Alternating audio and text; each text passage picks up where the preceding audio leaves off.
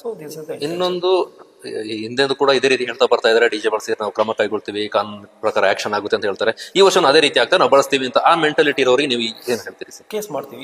ಈ ವರ್ಷ ಕೇಸ್ ಮಾಡ್ತೀವಿ. ಅದು ಮಾತ್ರ ಅಲ್ಲ, ಈ ವರ್ಷ ಮೈಕ್ ಪರ್ಮಿಷನ್ ಕೊಡುವಾಗಲೇ ಪ್ರೆಷರ್ ಮೀಟ್ ತಗೊಂಡ್ ಬರ್ತೀರಂದ್ರೆ ವಿಲ್ ಬುಕ್ ಅ ಕೇಸ್. ಅವರು ಇದು ಮಾತ್ರ ಅಲ್ಲ, ಆರ್ಗನೈಸರ್ ಮೇಲೆ ಬುಕ್ ಮಾಡೋದು ಮಾತ್ರ ಅಲ್ಲ, ಈ ಪ್ರೆಷರ್ ಮೀಟ್ ಅಲ್ಲಿ 110-120 ಡೆಸಿಬಲ್ ಬರ್ತಾ ಇದೆ. It should be it is the band. ಇದು ನಾವು ಈ ಪರ್ಪಸ್ಗೆ ಯೂಸ್ ಮಾಡಲೇಬಾರದು. ಯೂಸ್ ಮಾಡೋ ಸಂದರ್ಭದಲ್ಲಿ ತಗೊಂಡ್ ಬಂದು ಡಿಸ್ಟ್ರಾಯ್ ಮಾಡೋದಕ್ಕೆ ನಾವು ಕೋರ್ಟ್ ಆದೇಶ ತಗೊಳ್ಳೋದಕ್ಕೆ ಪ್ರಯತ್ನ ಮಾಡ್ತೀವಿ. ಖಡಕ್ ಆಗಿ ಸರಿ ಮೂವ್ ಆಗ್ತೀರಿ. ಇನ್ನೊಂದು ವಿಚಾರ, ನಮ್ಮ ಧರ್ಮದ ಬಗ್ಗೆನೇ ಮಾತಾಡ್ತೀರಾ, ಬೇರೆ ಧರ್ಮಗಳ ಬಗ್ಗೆ ಮಾತಾಡೋದಿಲ್ಲ ಅಂತ, ಇದು ಎಲ್ರಿಗೂ ಕೂಡ ಅನ್ವಯ ಆಗುತ್ತಾ? ಎಲ್ಲ ಧರ್ಮ ನೀವು ಯಾವ ಧರ್ಮ ಬೇಕಾದ್ರೆ ಟೀಚರ್ ಮಾಡ್ತೀರಂದ್ರೆ ಸಮಸ್ಯೆ ಆಗ್ತದಾ ಇಲ್ವಾ? ಯಾವ ಧರ್ಮ ನೀವು ಹಿಂದೂ ಇರಲಿ, ಮುಸ್ಲಿಂ ಇರಲಿ, ಕ್ರಿಶ್ಚಿಯನ್ ಇರಲಿ, ನೀವು ಡಿಜೆ ಆಗ್ತಾರಂದ್ರೆ ಯಾರು ಡಿಜೆ ಆಗ್ತಾರಂದ್ರೆ ನಾನು ಕ್ರಮ ಕೈಗೊಳ್ತೀನಿ. ಎಲ್ಲರಿಗೂ ಈಕ್ವಲ್. ಅದರಲ್ಲಿ ಪಕ್ಷ ಇವರು ರೂಲಿಂಗ್ ಪಾರ್ಟಿ ಕಂದ್ರೆ ಬಿಟ್ಟು ಅಪೋಸಿಷನ್